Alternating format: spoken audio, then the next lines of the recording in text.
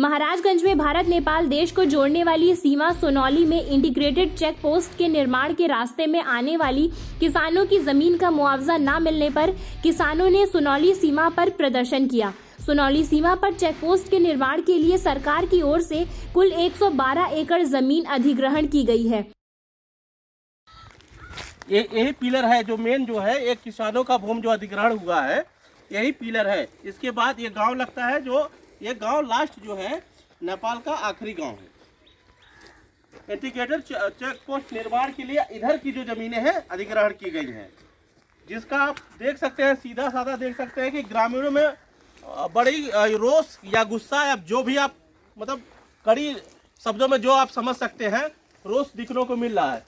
इनका साफ साफ कहना यह है कि इनको सही मात्रा में यानी सही वैल्यू यानी सही रुपए में इनको जो है मुआवजा नहीं मिल रहा है। सरकार, मैं नहीं ये कह रहा हूँ, ये जनता, ये गांव के लोग किसान कह रहे हैं कि सरकार या स्थानीय कर्मचारीगण जो है जबरदस्ती जो है जमीन को अधिग्रहण करना चाह रहे हैं और दबावतन जो है कम पैसे में उनकी जमीन को लेना चाह रहे हैं,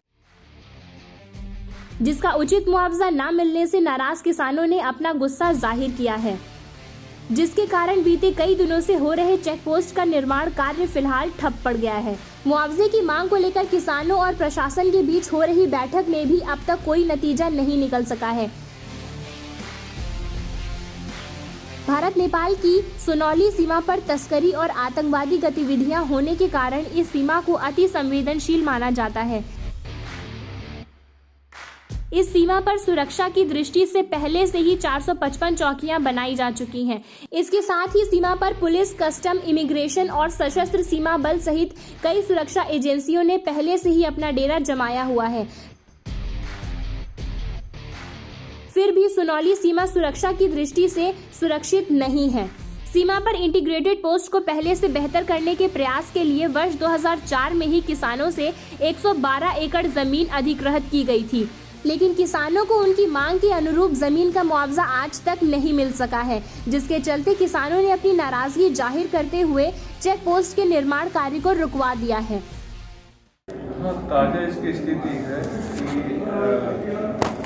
इसको ऊपर से जो है ICP की तरफ से लेटर आ गया कि इसको तत्काल अधिग्रहण करके और काम जो है शुरू करवाया जाए।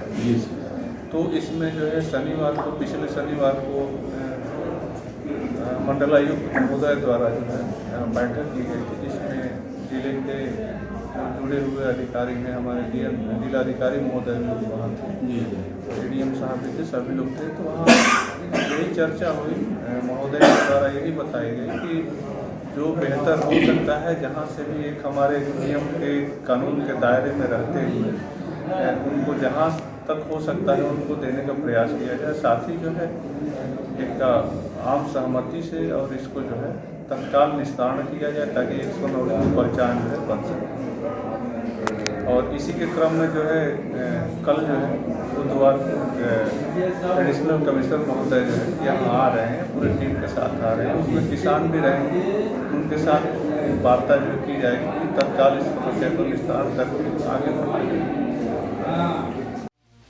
वहीं ऐसा भी नहीं है कि प्रशासन ने इस दिशा में अब तक कोई पहल नहीं की है। 2012 और 2016 में इसका समाधान निकालने के लिए वार्ता भी की गई, लेकिन बात आगे बढ़ती हुई नहीं दिखी। प्रशासन की ओर से किसानों को उनकी जमीन का 2 गुना सर्किल रेट दिए जाने की पेशकश की गई थी, जबकि किसानों ने इसको नकारते हुए 4 गुना सर्किल रेट की मांग की हुई है। विरोध जाहिर करते हुए किसानों ने अपनी मांग को दोहराते हुए कहा कि सरकार की ओर से प्रति एकड़ जमीन की कीमत 84 लाख रुपए दी जा रही है, लेकिन हमारी मांग है कि प्रति एकड़ जमीन की कीमत 2 करोड़ रुपए दी जाए। वहीं प्रशासन द्वारा इंटीग्रेटेड चेक पोस्ट के निर्माण के लिए 144 किसानों के ऊपर वर्तमान में 42 लाख रुपए प्रति हेक्टेयर या 17 लाख रुपए प्रति एकड़ मुआवजे की मांग मानने पर दबाव डाला जा रहा है। वहीं इस पूरे मामले पर उप जिलाधिकारी नौतनवा प्रमोद कुमार का कहना है कि सरकार से मिले आदेश के अनुपालन में भूमि अधिग्रहण तत्काल किए जाने के क्रम में कमिश्नर गोरखपुर के यहाँ डीएम महाराजगंज और अपर जिलाधिकारी महाराजगंज की मौजूदगी में भूमि अधिग्रहण का समाधान कर कानून के दायरे में रहकर तत्काल भूमि का हस्तांतरण किए जाने को लेकर चर्चा की गई है, जिससे कि इंटीग्रेटेड चेकपोस्ट का निर्माण आगे बढ़ाया जा सके। उप जिलाधिकारी ने बताया कि शीघ्र ही अपर मंडल आयुक्त और सीमा पर किसानों के साथ नौतनवा में बैठक कर उचित समाधान निकाला जाएगा और चेक पोस्ट के निर्माण का रास्ता साफ होने के साथ ही सीमा की सुरक्षा व्यवस्था चाक चौबंद होगी, जिससे पड़ोसी देशों से होने वाली तस्करी सहित आतंकवादी गतिविधियों पर भी विराम लग सकेगा। जहाँ मैं मौजूद हूँ ये भारत नेपाल की सीमा है। ये भारत नेपाल का मैं दिखाना चाहूँगा आपको। ये जो गांव दिख रहा है मेरे पास, ये भारत नेपाल सीमा का आखिरी गांव है। इसके बाद आपको मैं दिखाना चाहूँगा, अपने कैमरा पर्सन मृत्युंजय जी से कहूँगा कि ज़रा दिखाएं पीछे का वो जो भारत नेपाल सीमा का वो बड़ा सा जो पिलर दिख रहा है। ये पिलर आपको एक ही दिख रहा होगा। क्यों मैं बताऊं कि ये पिलर जो है 500 मीटर और 600 मीटर की दूरी पे लगता है, इस नाते आपको कहीं दूर दिखाई नहीं दे रहा होगा। तो ये अपने आप में सीधा साधा आपको बता रहा है कि ये भारत और नेपाल की सीमा लगता है।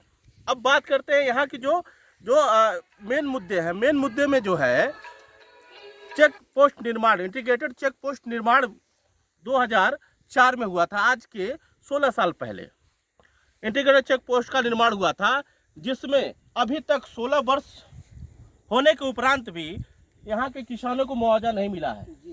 ठीक है, जिसकी वजह से चेक पोस्ट निर्माण रुका पड़ा हुआ है। आइए यहाँ के स्थानीय किसानों से जानते हैं कि 16 साल होने के बाद भी क्या ऐसी दिक्कतें हैं कि उनको अभी तक उनको पैसे का मुआवजा नहीं मिला और भारत नेपाल सीमा पे जो इंटरनेशनल मार्ग है सोनौली में इंटीग्रेटेड चेक पोस्ट का बनने का रुकावट क्या है। आइए जानते हैं यहाँ के स्थानीय किसानों के नाम। जी, आप यहाँ के स्थानीय किसान हैं? जी सर। क्या नाम है आपका? मोहम्मद मुस्तफ़ा।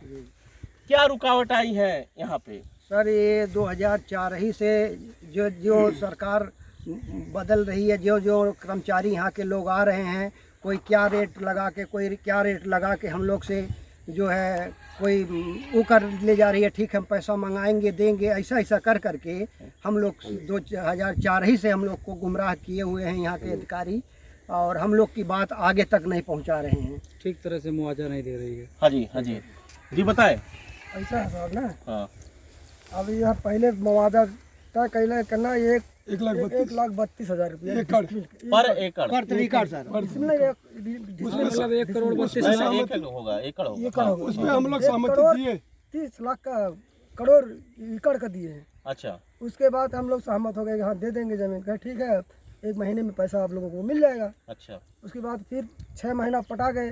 6 महीने के बाद फिर आए, कहे नहीं इतना नहीं होगा, 1,5 दिया जाएगा। फिर भी हम लोग सहमत हो गए। फिर 6 महीना साल भर के बाद आए, कहे नहीं ये पर नहीं होगा। 2004 की बात, गवर्नमेंट पैसा नहीं दे रही है इतना। और 84 गवर्नमेंट दे रही है, उस पर जबरदस्ती सहमत कराया गया। पहले जो रेट लगाया जी आप बताएं। आप अपना पहले परिचय दीजिए। और हमारा नाम है मोहम्मद सही जी। तो यहीं के निवासी हैं, यहीं के किसान हैं आप? आपका भूमि अधिग्रहण हुआ है इंटीग्रेटेड चेक पोस्ट में? जी, हमारा भी हुआ। तो पहली बार आए लोग तो 1,32 बताए, सहमति हम लोग दिए, चले गए। उसके बाद फिर आए 1,5 पे, तभी हम लोग सहमति दिए भाई। 84 पे जबरदस्ती 84 पे तो जबरदस्ती फोर्स लेके जबरदस्ती सहमति लिए। कौन सहमति जबरदस्ती लिया आपसे? अरे तहसील वाले सब आए थे। तहसील वाले तहसील क्या डीएम आए थे कि एसडीएम सब आए थे, सब अधिकारी वहाँ जो मतलब लिखा पढ़ने करने वाले, जबरदस्ती घर घर बैठ के जबरदस्ती पकड़ के लिए। उसके बाद फिर घर कैंप लगाकर घर बैठ करके साइन करवाए।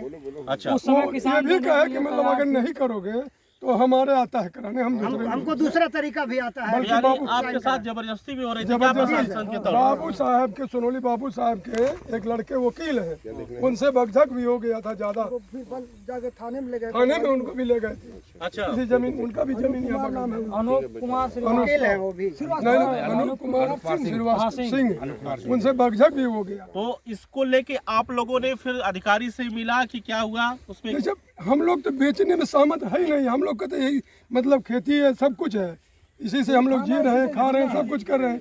लेकिन हम लोग सोचे जब सरकार ले रही है तो भाई हमको पैसा था, कहीं जाके हम ले लेंगे, उचित मुआवजा मिल रहा है, हम लोग ले लेंगे कहीं। हाँ जी, हाँ, उचित मुआवजा जी बताइए।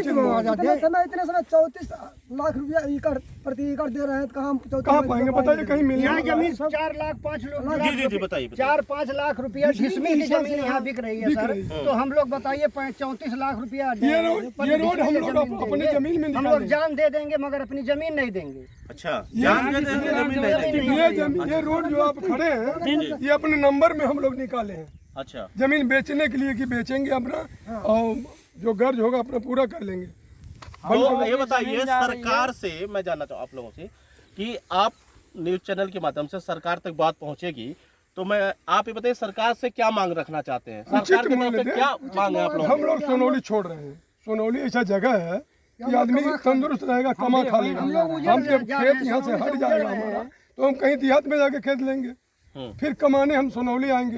तो हमारा लाभ है, जब यहाँ से हटने से नहीं है, हम क्यों हटे यहाँ से? अच्छा, अब 17 लाख एकड़ दे रहे हैं, 17 लाख में तो कहीं जमीनें नहीं मिलने वाला है। तो कितनी मांग है आपकी? जो जैसे पहले लगाए थे 132 दे दे। अच्छा, अगर 1,32,1,32 लाख प्रति एकड़ अगर आपको मिल जाता है तो आप लोग संतुष्ट हैं? उसी से हम लोग संतुष्ट थे। जी आप बताइए। उसी के लोग संतुष्ट आप थे। यहाँ के स्थानीय सभासद भी हैं, सभासद भी है। तो आप अपना नाम परिचय दें। मेरा नाम सुरेंद्र विश्वकर्मा है, मैं यहाँ से सभासद हूँ। और जो उचित सरकार के जो नियम है, जैसे मान लीजिए ये लोग कह रहे हैं कि हमको 132 चाहिए, सरकार 132 देती है तो राजी खुशी सब दे देंगे। हम लोग बेवकूफ बना रहे हैं, बार बार बेवकूफ बना रहे एक बार 132 फिर 1 5 हम किसानों से बोल रहे हैं कि प्रति एकड़ के हिसाब से रेट तय है, लेकिन वहाँ हेक्टेयर में बदल हेक्टेयर में बदल देते और हैं। हेक्टेयर की बात यहाँ नहीं चली है, प्रति एकड़ की बात चल रही है। हम लोग देने के लिए सहमति है, तो किसान भी देने के लिए सहमति है। किसान तो ऐसे लाचारी में दे रही है, लेकिन सरकार की चीज है, उनकी संपत्ति देनी है हमको, लेकिन ऐसा रेट दे ताकि हम लोगों का जिंदगी गुजर बसर हो जाए। बिल्कुल ऐसा रेट मिले सरकार के द्वारा इनको, जैसे इनके जिंदगी का गुजर बसर हो सके।